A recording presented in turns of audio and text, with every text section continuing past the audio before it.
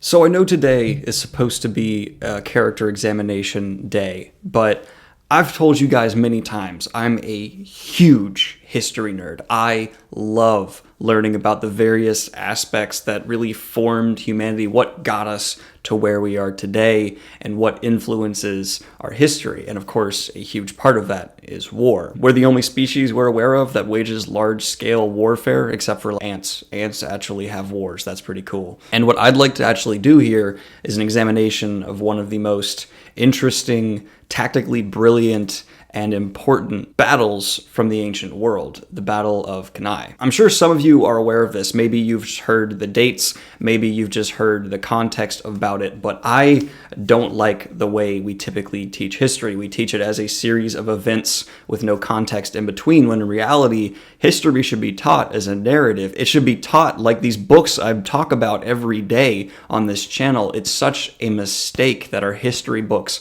are written the way that they are. I'm not saying they should actually be turned into novels, but at least the actual continual story should be conveyed. And what I'd like to do here is take one of my favorite moments from history and convey the story of it to you. So the Second Punic War is going on. Hannibal, one of the greatest military minds of the ancient world, if not the greatest, has taken his army from Carthage around into Italy through the Alps and is decimating the Roman countryside. He has humiliated the Roman army multiple times, and they've had to rapidly reform and rebuild a force within a span of only a couple of months to try and recombat Hannibal and prevent him from completely starving out Rome. Because Hannibal was smart enough to know he could not take the city itself and hold it. So what he did instead was attack Roman farmland and everything around Rome and continually destroy and decimate their economy and food reserves. A brilliant strategy the Roman Senate did not know how to deal with. As Rome did at the time, they appointed one man to lead the armies, basically in an imperial type of position, to actually combat Hannibal. And this man was smart enough to basically do the same tactics back to Hannibal,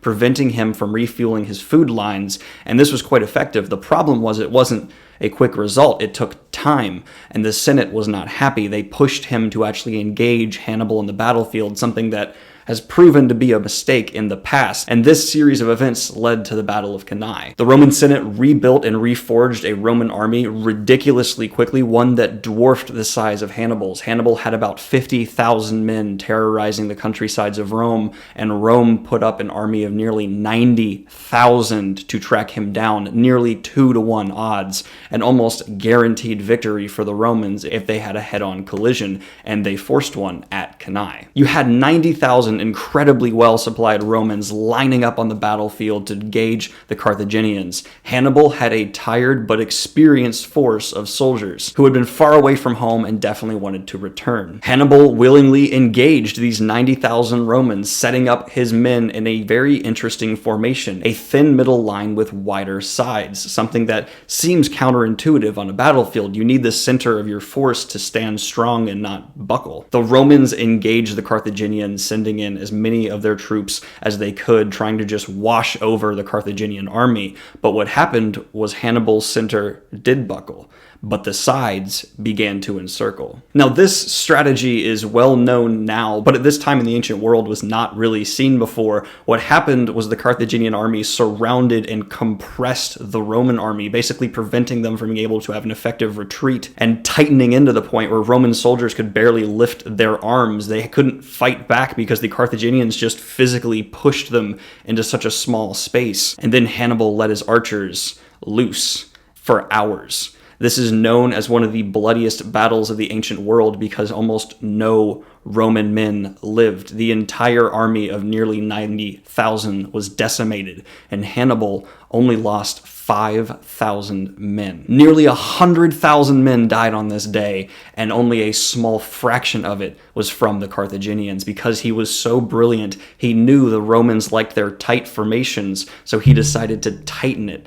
just a little more. Think about the odds here. Not only did he pull out a barely victory against a superior, better armed, armed, well, maybe a little more new force, he managed to completely and utterly decimate it in such an effective way that he could just continue to pillage the Roman countryside without much problem the next day. Being smart enough to realize most of these soldiers were new and they were already going to be in tight formations, Hannibal just needed to manipulate them on the battlefield a little bit to put them in such a bad position they could not even fight back. There are many brilliant tacticians from history, from the modern to the ancient world, but Hannibal, to me, stands out as something special. He and his army single-handedly brought Rome to its knees, to the point where they actually never beat him on Roman soil. The Roman Senate just decided to send an army to Carthage and start destroying his homeland so effectively that he eventually did have to retreat out of Rome and go back and try to retake his homeland. There he actually did finally lose to the Romans, but only after they forced him to march back over the Alps, seriously damaging his military and his men, to desperately try and save his homeland, meeting the Roman army on poor battle position, which was, again, actually a brilliant move by the Romans. If you know you can't beat someone in a scenario they've set up, relay out the battlefield, and they quite effectively did that. Carthage was then salted and destroyed entirely as an empire, and was quickly under Roman control for a long time. And while that is an impressive comeback from the Romans, I think it's important to realize that one man with one army was simply able to outsmart the greatest military force in the known world at the time through effective battle tactics, which really, when it comes down to it, is just smarts. That's it. I just wanted to talk about an analysis of what I think is one of the most important moments from history, because it proves the brains over brawn idea to me. One, you had the better equipped, more eager to fight Romans on their home turf, something you think would give them a huge advantage. You had Hannibal's tired force in a foreign land, but he was able to outthink them. He knew it would be rookies against veterans, and you just have to make the rookies fall over their own feet, which he did beautifully. There are several great books about this battle you can check out, as well as many YouTube videos I will link down in the description below. It is something I think everyone should learn about, and I really just want to hit on something that when history is taught and talked about correctly, it is, without a doubt, one of the most interesting things that can even be studied or discovered, but we just teach it wrong. In high schools and middle schools and colleges across the country, we talk about it as if it's just a series of dates. And saying that the Battle of Cannae was just a date is so wrong. And I can't imagine doing that to people like Sun Tzu, Alexander the Great, William the Conqueror. All these people deserve their stories to be told, whether it's as a warning or as an examination of someone's brilliance. Yes, these people may not be the best actual people to model yourself after. They're conquerors and murderers in a lot of ways, but they are brilliant. And trying to forget or disregard someone, no matter how evil they are, is never the right approach. You should learn from them, study them, and then continue from there. I don't want to glorify these people. There's no military conqueror or person like that who I actually think was a good person or someone I admire. That's pretty much it. This is a different kind of video idea. Let me know if there's any interest for me to keep this going in the future. I'm certainly no expert in history. It's just been an extreme hobby of mine for, well, since I was about 10, so 13 years, going on 14 pretty soon,